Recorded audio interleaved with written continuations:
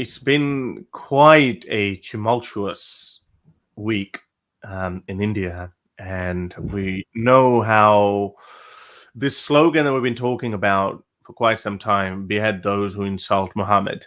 That, just to give you a bit of background on that, this slogan was popularized when an individual who was the governor of Punjab back in 2011, Salman Taseer. He wasn't a blasphemer, but there was a woman called Asia Bibi, a Christian, who was accused of blasphemy, rotting in prison. He just said, maybe it's time we need to revisit the pros and cons of the blasphemy law. As a result, his own bodyguard shot him, I think something like 20, 25 times. So the guy who had taken an oath to safeguard his life ended up killing him. That guy was a student, was a student of Khadim Rizvi. You might have seen that guy with the grey beard who died a couple of years ago. And then he was sentenced to death and he was hanged. And then when his body was given back, nearly 1 million people turned up at his funeral and they were all chanting, behead those who insult Muhammad. That was 10 years ago. Since then, a lot of people have lost their lives in Pakistan. This chant of Gustakh Rasool ki ek saza satan sujda, etc.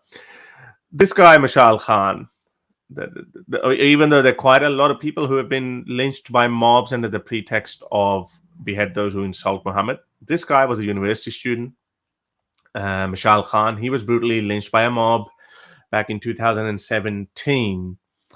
And because of that, I became an activist, because of Mashal Khan. So that was a turning event in my life. He wasn't the first one, nor he would be the last one. Just in December last year, we remember the Sri Lankan national who was working in Pakistan, the guy on the right, Priyantha Kumara, this is his widow on the left. He was brutally lynched by a mob and then set alight by a mob because apparently he had taken a sticker off a cupboard that had Muhammad or Allah's name written on it. Just over that, a mob. And he didn't even know what he had taken off. He doesn't read Urdu or Arabic. Yeah, so he that was a pretty terrible event as well. And we saw in the wake of Priyantha Kumara's death, in the wake of Mashal Khan's lynching, politicians and the scholars and all that, they say, no, Islam doesn't teach that. And we'll talk about it again. Every time these lynchings happen, I go through what Islam actually teaches, and we'll do that. We can cover that later on. They say that. But and obviously not to forget what happened with Samuel Paty in France as well. They beheaded him as well. And as a result, the French president Macron said that, are these the cartoons that you killed Samuel Paty for? Here they are. And they plastered them all over the government building, and rightfully so. I do think principally that might not be the right thing to do, but it was definitely the kind of message that had to be made, and it was made. So when these people chant, when cartoons are drawn, these people, hundreds or thousands of people turn up and they say, behead those who insult Muhammad. They're literally saying what they end up doing a few weeks later. So why don't these clerics or Muslim leadership condemn the actual sloganeering? Now, I'm a firm believer that if you make a speech, if you make a slogan, it is going to manifest at some point in life. Now come back to present day. You know what BJP politician Nupur Sharma said about a month or a little over a month ago now? All she said, you prophet, this Muslim guy was making fun of Hindu religious symbol, Shiv Lingam. And he said, well, that's just a fountain. You guys see, and it does look like a road barrier. Again, I as an atheist can say it because I don't believe in blasphemy law, but yeah, it does. It is funny that some Hindus claim, that's Shiv Lingam, everything's Shiv Lingam. We played a CNN video where there was a road barrier somewhere in America, and then a lot of Hindus started worshipping it. They said, this is Shiv Lingam. Yes, it's ridiculous and hilarious, but I can say it because I don't say that you are not allowed to attack back my beliefs or whatever they are. So this Muslim was making fun of Nupur Sharma's religious symbol, calling it a fountain. So she said, hey, If you say this, then I can also say this. And then she went on and she actually said, Muhammad married a 6-year-old and had sex with her when she was 9 years old. He flew to heaven on a winged donkey, and in the Quran it says the earth is flat. Blah blah blah. That's what she said. And then the rest we know. We've covered this topic plenty of times. If you put Har Sultan Nupur Sharma, you'll get the details of it. There have been numerous riots all across India by Muslims. So much so that even foreign countries like Qatar, Oman, I believe Saudi Arabia as well, they all threaten UAE. They all threaten to put. They all threaten action against India. Indian Prime Minister Modi, who is known for his anti-Islam stance, but he's never actually said anything. BJP politicians usually do say very provocative things. Not just about Islam, but they actually target Muslims. So we have a separate reservations about that, and we've raised that so many times, but obviously now is not the time. So India relies a lot on these Gulf countries. Apparently $40 billion worth of remittances come into India from the Indian labor that's working in these Gulf countries. A lot of there is a trade balance as well. So India exports a lot of things as well and imports obviously oil from these Gulf countries as well. So immediately, this is the first time I ever saw India actually buckled. Prime Minister Modi sacked her because she was BJP's spokesperson. He basically threw her under the bus. He did the wrong thing, according to me, by me, obviously. That's the first time we saw that. But that's not where they're going to stop. Okay, Gulf countries backed off, but riots are still happening. Muslims are still chanting in the streets that they're going to behead Nupur Sharma. They're going to kill Nupur Sharma. Have a look at this one. I'll just translate it with you because I didn't have a chance to put subtitles on. Have a look at this guy. Openly, to a crowd of hundreds, this guy. कि नामूस के जो शान में गुस्ताखी की है उसका बदला हम लेना जानते हैं. So he's pointing out to Nupur Sharma. He's saying that we know how to avenge the dishonor of our prophet. Whoever blasphemed. And have a look at the size of people. All these people are chanting. This is India, yeah? This is India. Look at these people. If you raise your finger, we'll cut off your finger. If you use your tongue, we'll cut off your tongue, etc. So that kind of violent speeches are made openly in India. And then when something happens, they say, "Oh, we don't believe in that. That's not true. We don't. Islam doesn't condone this kind of behavior." There was another video, but Twitter has actually restricted my account, banned my account in Pakistan. But I don't know why I can't actually see the videos because I'm not in Pakistan, but I don't know. Okay, so these kind of chants are popularized. Hundreds upon thousands of people openly chant, behead those who insult our prophet. And then someone carries out on that threat. And this is exactly what happened 3 days ago. This guy was a tailor. His name was Kanhaiya Lal. So a little bit of backdrop. He received on his WhatsApp status, he said, "I support Nupur Sharma, the BJP politician." And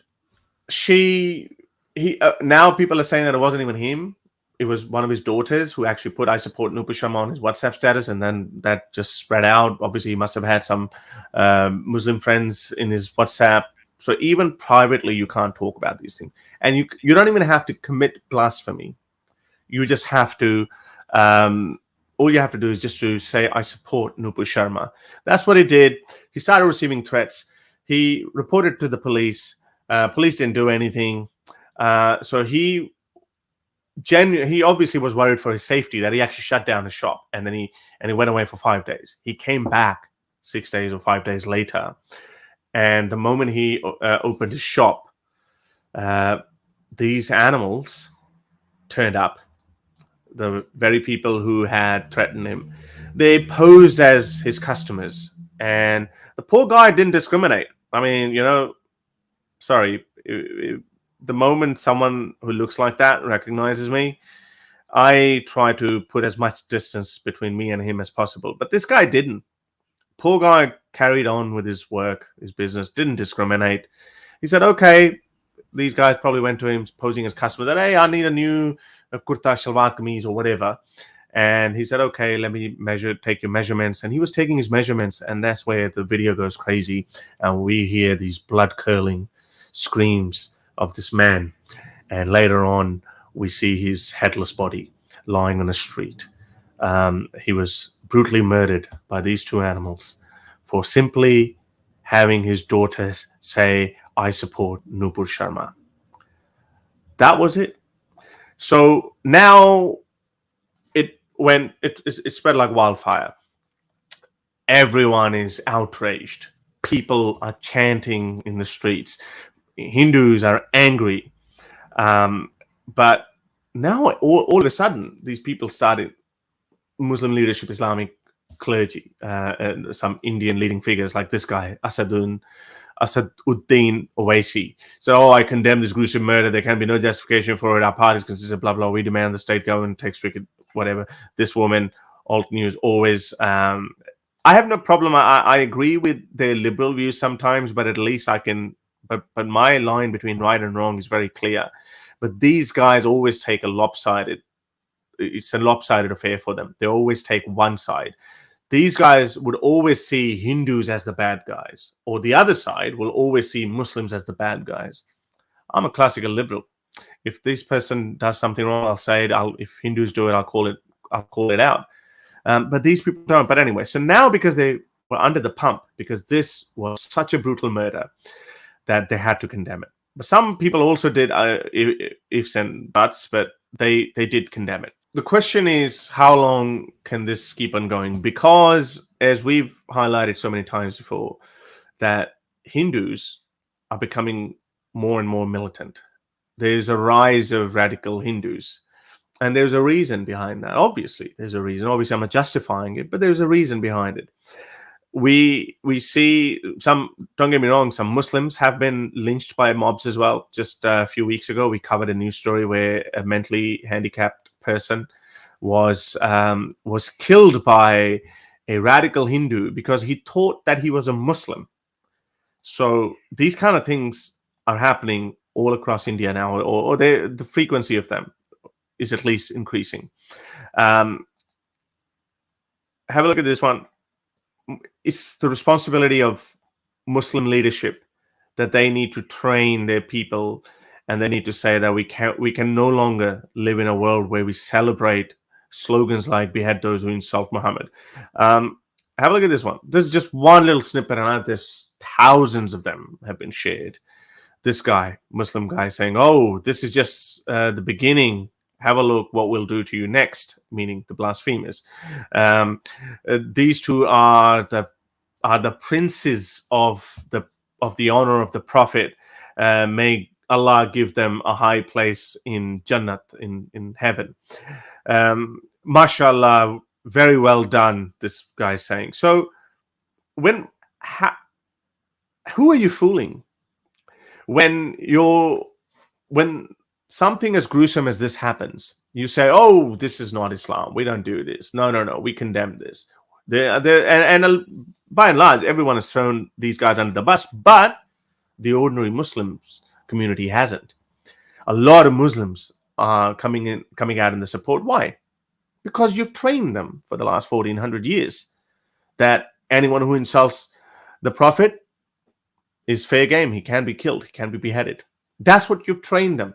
But when it happens, when the heat's turned up, that's when you go, "Oh, now we have to condemn them. Now we have to throw them under the bus." So what is happening in these mosques, these khutbahs, these Friday sermons? What's happening in those mosques?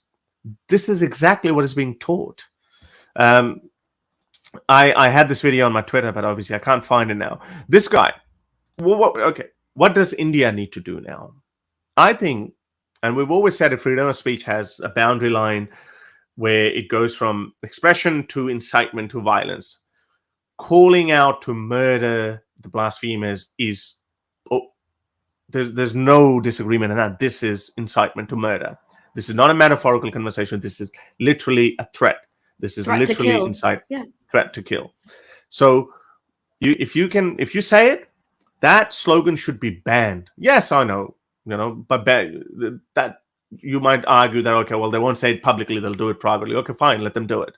But at least it sends a statement, and that puts pressure on the Muslim leadership to retrain or reinvent their religious thought, ban slogans like these. Let me just give you one example. Have a look at this guy. This guy was also one of those people like the ones that I shared with you, that he was celebrating the murder of this innocent man who had nothing to do with this, who did not deserve to die in such a gruesome manner. Look at him. So he was eventually arrested. And have a look at the walk of shame. Someone must ask him, okay, where is your pride now? Look at the way he's walking. He's like, okay, he's been arrested now. There was another guy that I showed you earlier who was saying that we know how to avenge the murder of our prophet, etc. He was also arrested, but I think 24 hours later he was he's been Released? Yeah, he's been released already on bail. This was this guy. But have a look the protocol they get. So he was arrested, but look at him, the way he's dressed, the way he's walking. I mean, but less than 24 hours later, he was released. This is the guy. So these guys are openly giving the speeches to thousands upon thousands of people. And then you wonder, where do these guys come from? Where do they come from? You wonder, where do they come from? The video that I showed you earlier, it had maybe 300 or 400, 500 people. How can you guarantee that you haven't inspired 2 or 3 people like that in that group? Especially when you're deliberately fanning the flames and trying to incite that in them. You're trying to stir up that emotion. You're trying to say, this is the stance we take if anyone does this. That's going to appeal to some of them. And the problem is, which is not a solution. I understand where this anger is coming from, and I understand why there's no end in sight. But Hindus have also been doing this. They've also been sloganeering, making slogans like these, like we'll chant Ram Ram when we'll cut mullahs. Mullahs is synonymous with clerics. And a lot of people have turned up. There's thousands upon thousands of people protesting, and they're also having these slogans that will cut Muslims up. They're also saying that. Now, it may not have happened. This is why I say that there's going to be a genocide in India, and it's going to be a genocide of Muslims. I'm afraid. I'm worried. It's going to happen. You know why that is? We keep seeing radical Islam. We keep seeing violence from Islam in the name of the honor of the Prophet, in the name of Islam. And the other side is also getting more and more radical. They always say that, hey, look, we're retaliating. Obviously, that's not how you retaliate. You go to courts. You strengthen your law and order system. You arrest these people. You put them in prison. And if you have capital punishment, I'm usually against capital punishment, but I don't care. Go for it. That's how you do it. You can't take matters into your own hand, but that's, you and I can say, but that's not how humans behave. Humans get provoked. There was a video of these people when they were taken when they appeared in court the next day. There was a huge crowd of hundreds upon hundreds of people, and they were just beating him up. We saw he was walking with a bit of a limp, this guy. So it suggests that they've been beaten up in prison as well. And these idiots need to realize that every Muslim cleric worth his salt has actually thrown these guys under the bus. That is all you're worth. You were charged up by someone. Hey, look! Isn't it amazing that it's always these ordinary, so-called ordinary Muslims? They're the ones who end up doing these things. Whereas the clergy, these big, powerful scholars who have a huge following, and their children, they just sit there reclining on their sofas, telling these people what to do. Exactly. Isn't that ironic? these idiots just don't get it. But anyway, so Hindus are also becoming more and more radical. Hindus are coming up with same slogans. And as I said, when this slogan was invented 10 years ago, 11 years ago, we had those who insult Muhammad, and look how far has it gone? It went to France. There are people chanting the slogan in India, and we're seeing the similar kind of sloganeering from the Hindu side, radical Hindu side, and they think that it's a defensive war. They're only retaliating, and they think that they are in the right. They think that it is their moral duty to, be. They actually say that they want to kill Muslims. So, is that how countries run? I don't think so. That's not the way to run a country. So it's very disappointing, but that's not it. And I think it's very important that we need to mention this as well, Nuria. This is how messed up things are in India. So this poor guy, Kanhaiya Lal, whose story I just shared, that happened 4 days ago. And for some reason, this one went viral and everyone lost their mind over it. Yeah. But Nuria, a month earlier, there was another guy who was murdered for saying, I support Nupur Sharma. That news story has just surfaced now. This guy, he was a medical professional. He was, I'm not sure if he was a doctor or not, but it says that, he ran a pharmacy. Oh. So this poor guy ran a pharmacy, also said that he supports Nupur Sharma somewhere on his social media profile, one of his social media profiles. And he was attacked on the neck on the way home. Yes, there is a all premeditated. Yeah, the CCTV footage has shown it. I've seen it. Obviously, we can't show it. All three in their 20s, mid-20s, Muslim guys. They didn't look as fundamentally crazily religious like these guys, but those ones actually look like normal Muslims. They also made an Instagram video that this is what they're going to do, just like these two guys. Prior to doing it, they put a video up. Yes. And after it too. That just surfaced now. I just don't understand how the world missed that. This poor guy was murdered for saying I support Nupur Sharma. So that's what's happening in India. And let me just say this. I'm just going to wrap it up, and I want your thoughts on this. It's high time that Muslim clergy, Muslim leadership, political or religious, need to come out and say, not just say after the fact when things like these happen, that, we condemn this and they're business as usual. They need to come out and say, they sometimes say that the murder, the execution can only be in the hands of the state, and blah, blah, blah. But when these people chant slogans like, behead those who insult Muhammad, they need to come out in one voice. They need to ban this slogan. They need to say that this is against the teachings of Islam, even though we know it's not. But let them say it, because they need to reinvent this religious thought of the Muslims in India and Pakistan. That's what they need to do. As far as the Indian government is concerned, they need to improve the law and order. They need to invest more in policing, and they need to, they need to bring these guys to swift justice. This poor guy, he actually, Nuria, he begged for support from the police. 5 days he didn't open his shop because he was worried that he's going to be killed. 6th day he comes back to work hoping that things have calmed down. But only he hadn't showed up, But they would have been waiting for him. They just sit there like, just they watch his movements. They know this guy stood no chance if word had got out in the community.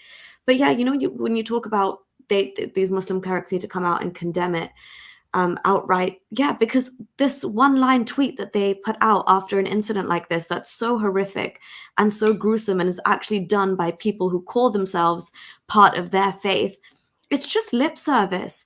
And I'll tell you why it's lip service is because the other 90% of the time they are sitting there in YouTube streams, or their fellow people who belong to the same clique are going out there and inciting all this hatred and violence, which is also very true to their scriptures. You're doing that all of the time. You're getting into the minds of these young, malleable, charged up, testosterone-filled men who are listening to you and thinking, this is maybe my purpose in life and my duty. Especially if it's somebody locally, you would take matters into your own hands if you listen to these clerics day in, day out. So honestly, their condolences, they're trying to, when they try and distance themselves from these things, it is merely lip service. There's nothing behind it. Because if you really took it that seriously and you cared about human life and you valued it and you valued how much of damage your rhetoric could have, you would never, ever be saying those things to that extent where this would be possible. And this is what they spend their time doing. They justify, especially within their own closed circles, they justify hatred for non-Muslims and hatred for polytheists. And it's literally, it's encoded in their scripture. That is part of their outlook and their worldview. So yeah, definitely. I mean, that there needs to be some outright denial and nipping it in the bud. The fact that you cannot tell people to take up arms and take up extrajudicial killings and mob violence, and that's just, it doesn't fly in the face of, well, the legal system, as we were saying. But it's not even unique to India. You guys were talking about Australia earlier as well. When people are receiving like real threats like this, it's such a shame that the police is always so reactionary in its approach as opposed to being proactive. And that murder that you just showed us that went under the radar, same thing. There was a video uploaded with people saying that we are about to murder this man, and still nobody was able to save him. So I don't know. It's very, like, honestly, it's just depressing week in, week out. Like, the situation in India just seems to be deteriorating. All the same concerns I would have for Imran Khan peddling a narrative of the state of Medina in Pakistan, I'd have the same feelings for this nation, this whole concept of a Hindu nation and a Hindu state devoid of Muslims. And yet, the more this is going to happen, it's going to rile up either side. And as Horace was saying, that the reactionary Hindu violence, they genuinely believe this is a defensive war. That's true. They think they've been oppressed for so long, it's almost their time to fight back. And just really briefly, I watched this video very, very briefly, but 85 kind of brought it up as well. And I don't know if you knew this, Horace, but yeah, we're going to talk about it. Cool. We're going to talk about it, yeah. Okay, cool. So this is what you were alluding to. So this is the video I was talking about. So there's hundreds upon hundreds Hindus turned up, and they're chanting. They're calling for the blood of Muslims. It's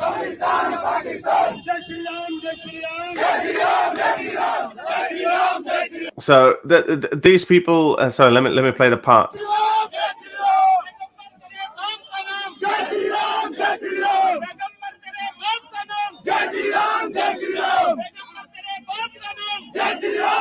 Is this guy?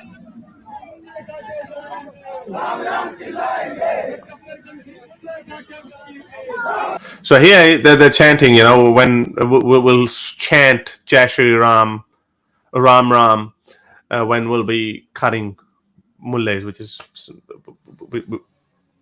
means basically the Maulvis, the clerics.